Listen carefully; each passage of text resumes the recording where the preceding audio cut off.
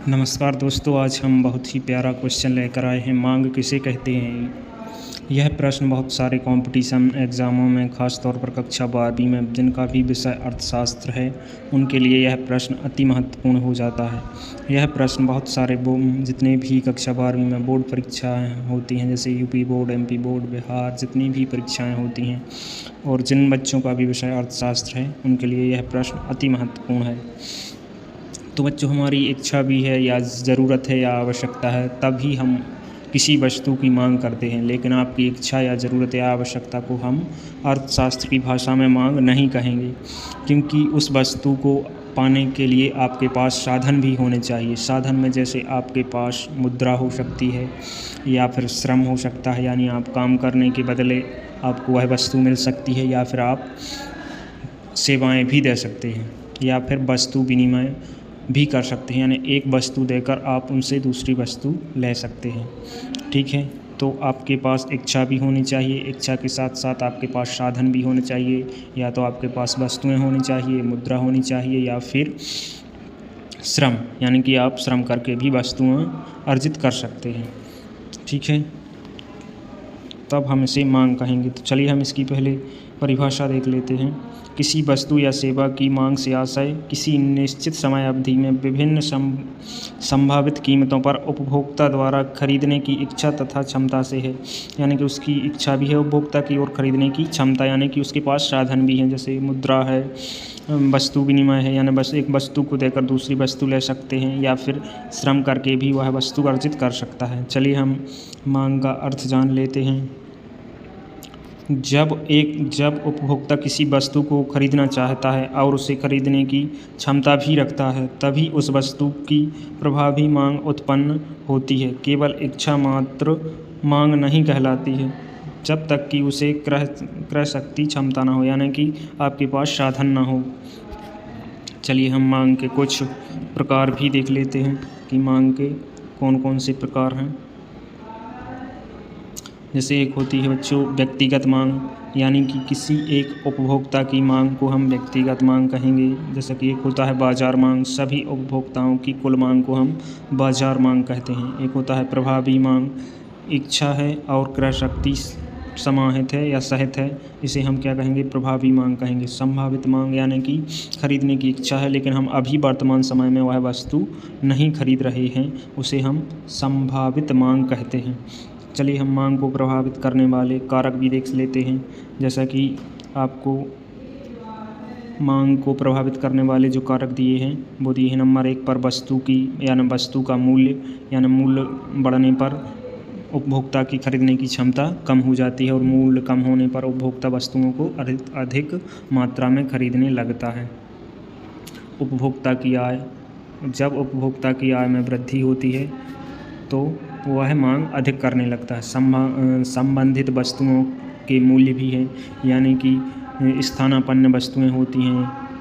अगर एक वस्तु की कीमत बढ़ जाए तो उपभोक्ता दूसरी वस्तुओं को खरीदने लगता है, तो इससे भी मांग प्रभावित होती है। उपभोक्ता की रुचि, यानी कि पहले एक वस्तु को खरीदने की रुचि थी और बाद में उसकी रुचि बदल गई, यह भी मांग को क्या करता है? प्रभावित करता है।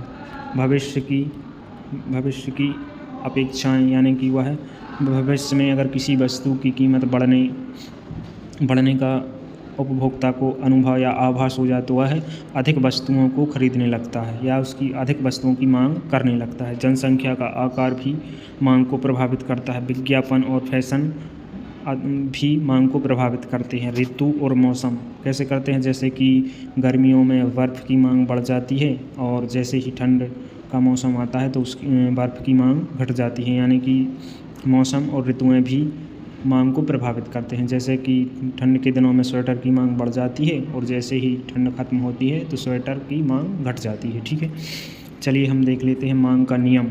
तो मांग का नियम क्या कहता है? अन्य सभी बातें समान रहने पर किसी वस्तु के दामों में वृद्धि होने पर उसकी मांग में कमी होती है, तथा दाम में कमी होने पर मांग में वृद्धि होती है। अर्थात दाम और मांग में विपरीत संबंध है, या फिर अपन कह सकते हैं अप्रत्यक्ष संबंध है। यानी कीमत बढ़ने पर मांग कम हो जाती है और कीमत होने पर मांग बढ़ जाती है। ठीक है, चलिए हम देख लेते हैं मांग वक्र कुछ इस प्रकार से बनाया जाता है। मांग वक्र कुछ इस प्रकार से बनाया जाता है।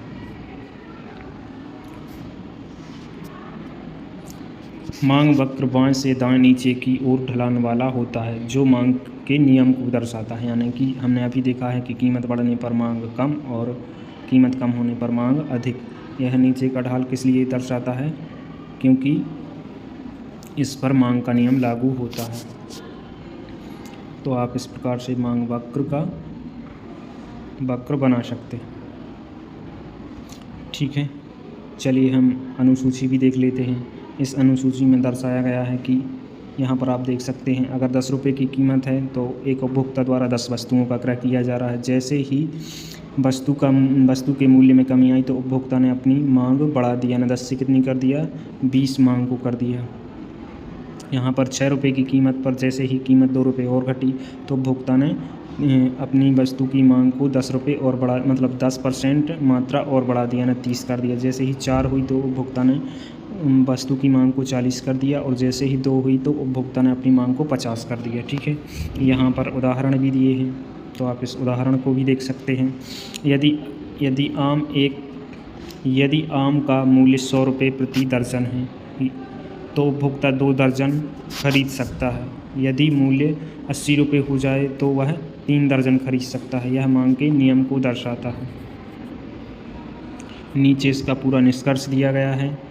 किसी वस्तु की वह प्रभावी इच्छा है जो उपभोक्ता की क्रय शक्ति से समर्थित हो, यानी कि मांग और दाम के विपरीत संबंध होता है। मांग और दाम में कैसा संबंध होता है? विपरीत संबंध होता है। तो थैंक यू फॉर वॉचिंग। अगर वीडियो अच्छा लगा तो आप सब्सक्राइब कर सकते हैं।